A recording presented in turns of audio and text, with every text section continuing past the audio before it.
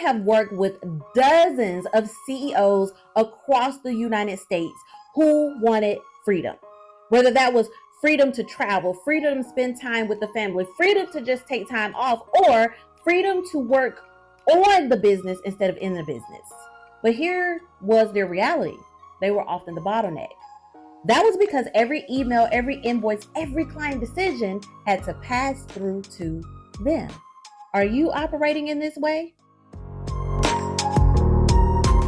What would happen if you stepped away from your business for 30 days? Would it run smoothly and profitably without you, or would it crash and burn? You see, if you are the one holding every decision and wearing every hat and approving every step, you don't really actually own a business. You own a high-paying, high-stressful job. Well, have no fear, because in today's episode, we're going to discuss how to scale your business to operate, grow, and remain profitable even without your direct involvement. Let's get into it.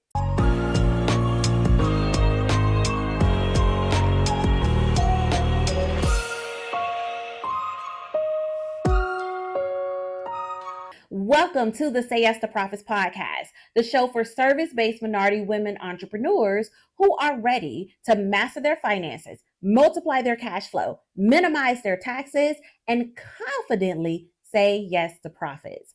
I am your host, Dr. Octavia Conner, CFO, tax strategist, and the founder of the number one CFO and tax advisory firm.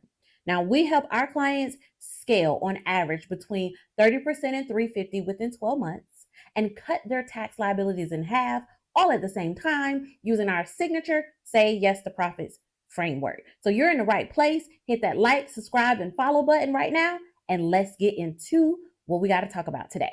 Okay, so here's the thing. I have worked with dozens of CEOs across the United States who wanted freedom. Whether that was freedom to travel, freedom to spend time with the family, freedom to just take time off, or freedom to work on the business instead of in the business. But here was their reality. They were often the bottleneck. That was because every email, every invoice, every client decision had to pass through to them. Are you operating in this way? Well, as a result, for those CEOs, which you may be experiencing this as well, they often were exhausted. They were burnt out. Their team was confused, and sometimes growth would slow to a crawl. Now, once we built a structure, system, strategies, and solutions, the CEOs were able to take a step back without revenue or service quality dropping. And that is what I'm going to discuss with you today, because that is how they scale. I've been through this myself over and over again. And here's what I know. To accomplish this, you need 3 departments. Now, I'm going to go over the departments in this episode, but I've also outlined this in the Say Yes to Profits Playbook as well. This free playbook will help you uncover a whole bunch of things, okay? Hidden profit leads, go from surviving to thriving, create a profitable business, and create a company that scales without you. Now, you can grab your free copy by going to sayyes2profits.com/playbook, all right, to grab your free copy. Okay, so if you're listening to this episode, we've placed a link to the video version in the show notes, because I'm going to go over to my Vibe board and really show you how to build this out. But honestly, even if you're listening, you'll be able to grasp it as well. But I just want you to know that I'm demonstrating it on the Vibe board. All right. So let's go on over to the board so you can learn how to build a business that allows you to leave, to take a vacation or whatever it may be, and it still scale. So I'm going to call this 3 departments to scale. Okay.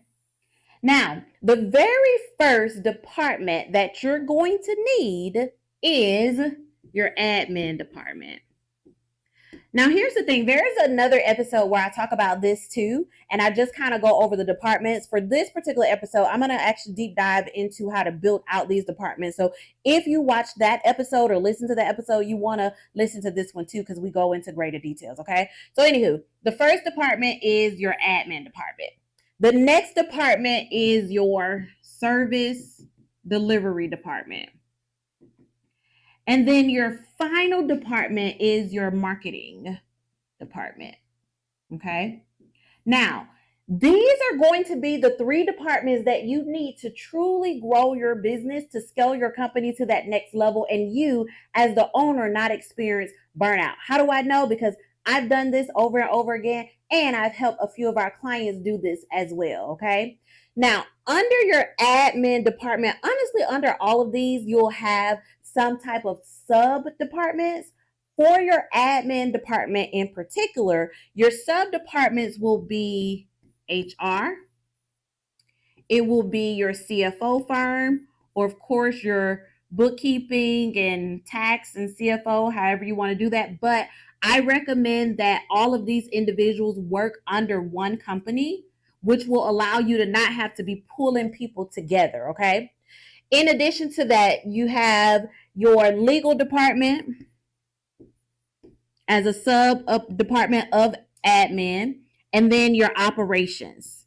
And your operations will be internal. Your legal, your CFO, and your HR can be outsourced. With your operations, more than likely they will be internal, and then they're going to help you onboard and offboard your clients, and a little bit of probably project management mixed in this as well. In that operations department, they may manage your emails, answer your phones, things like that. All right, so that's your admin department. Now, under your service delivery department, you may also have a project manager under here, right? Or a client success manager, or some fancy name like that. But most importantly, under this department, you're going to have your number 2, which will be the tech person. If you're familiar with the book, The E-Myth Revisited, a lot of service-based businesses, a lot of entrepreneurs for that matter, they're technical people that decides to start a business according to the book, and then they have to learn how to become the CEO, right? And so that's what this is all about, scaling to really be the CEO. Now, in your service delivery department, that technical person will be like your mini you. So they should have technical skills on what you do, either on your level or better. It's even better when they have more experience than you in this technical department. Using myself for example. So we are a CFO firm, as you know, right?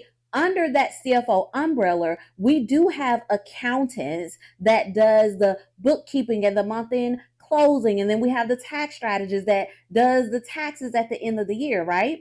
Those are under this same umbrella, and I hired people that had better skills than me, because I had at one point hired some people that didn't quite have the skills, and they cost me maybe about $150,000, $200,000 over time. That's another episode for another day. And so what you want to think about is the skill sets that this technical person should have, and ideally get somebody that know more than you in that area. Make sense? Yes, yes?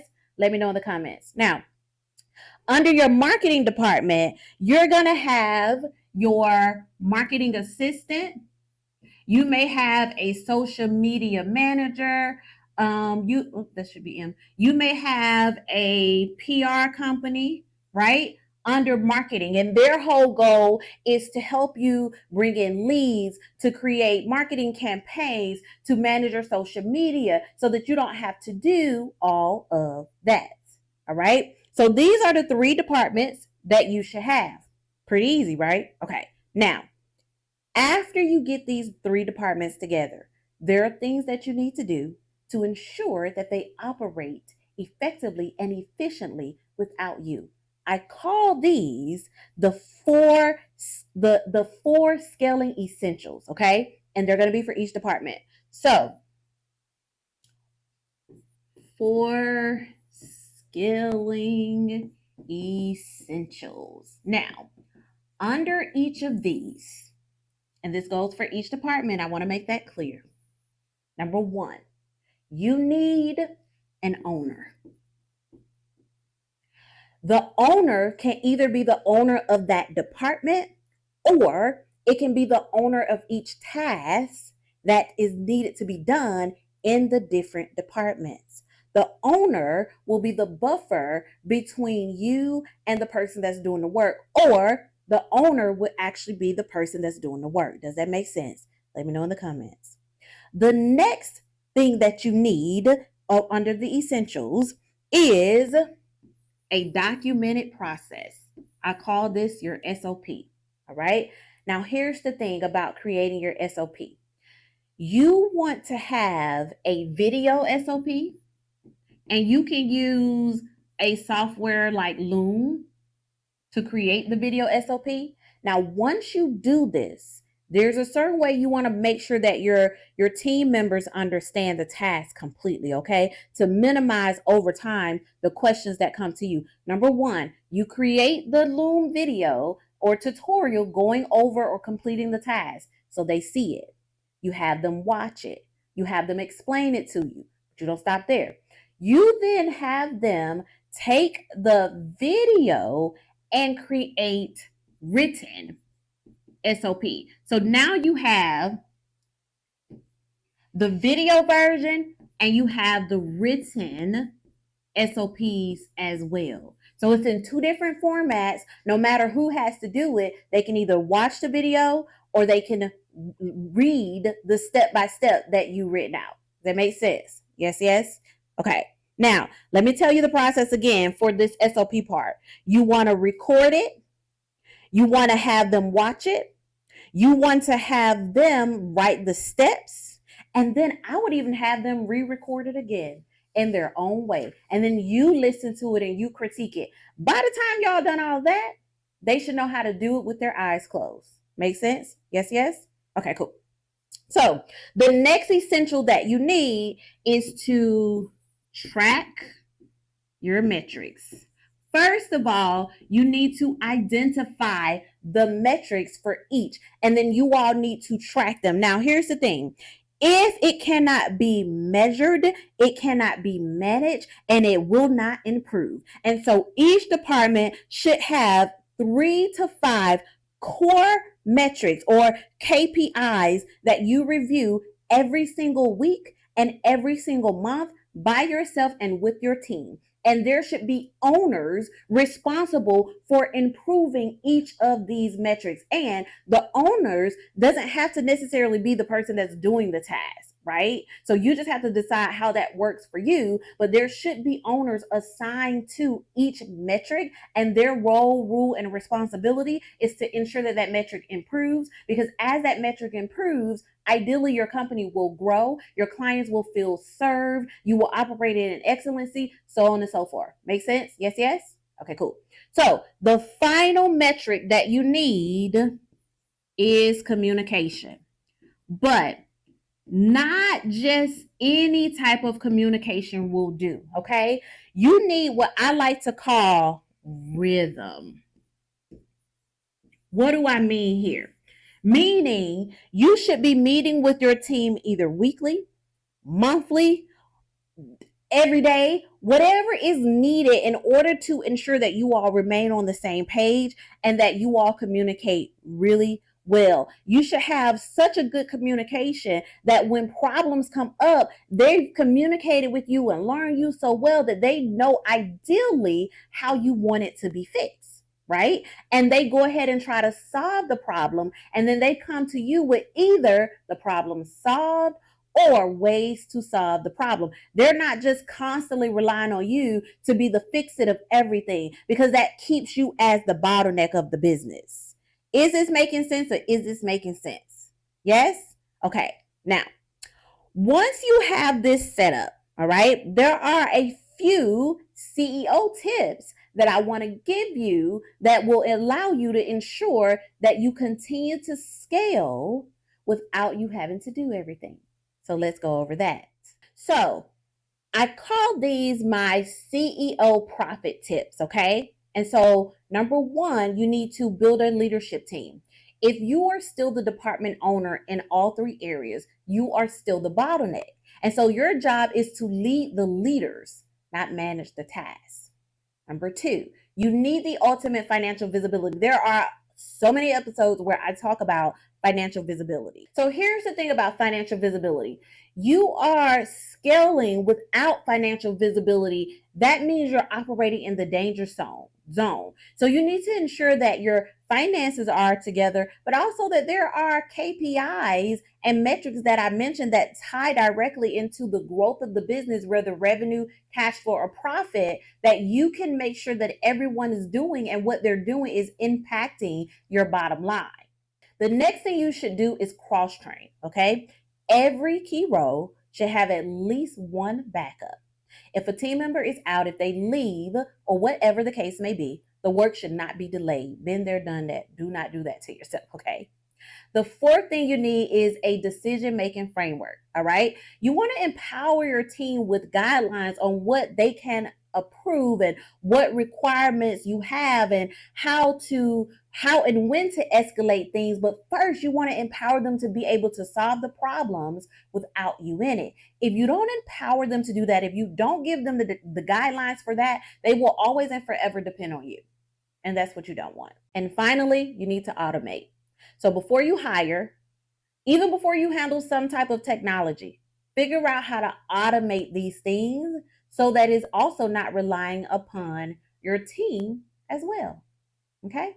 Now, we've arrived to the profit check yourself moment. This is the part of the episode where you pause, reflect, and keep it 100% real with yourself. Okay? If your business cannot run without you for at least 30 days, without revenue or services declining, again, you have a job and not a business.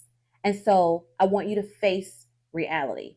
And I had to face this too, because scaling requires structure, delegation, and trust in the systems and the people that you've put in place. And so I want you to ask yourself a few questions. Number 1, have I clearly assigned department owners? Are my SOPs documented in written and video forms? Do I track the metrics for each department? And can my business run without me tomorrow on to the next month? Based on your answers, we'll let you know what you need to do right now in order to begin to scale effectively. Now, as a final thought, I need you to understand that scaling your business so that it operates without you is not about stepping away completely. No, don't do that. It is about building a company that thrives because of the systems, the people, and the structure and strategies that you have in place. Now, when every department has a leader, every process is documented, every result is measured, you create a business that grows with or without your direct involvement. Then you get to do what you want to do as a CEO, right? And that is the ultimate freedom. That is the ultimate way to scale and build a sustainable, profitable business. All right? Again, to help you with that, go ahead and download the free Say Yes to Profits Playbook. This playbook includes a 30-day action plan to increase profits and regain financial control. It includes a checklist to uncover the hidden money blocks that is taking away your cash flow. It includes a simple tool to help you pay yourself, reduce stress, and scale strategically. So you can download that at sayyestoprofits.com/playbook. And if this episode has been helpful to you in any way, please hit the like, subscribe, and follow buttons right now and share this with your women CEO friends. Thank you for tuning in to another episode. This is Dr. O, Octavia. And until next time, say yes to profits. Toodles. Thank you for tuning in to another episode of the Say Yes to Profits podcast. Now it is time for you to make money moves. Take action based on what you learn. Now see you on the next episode. Say yes to profits. Toodles.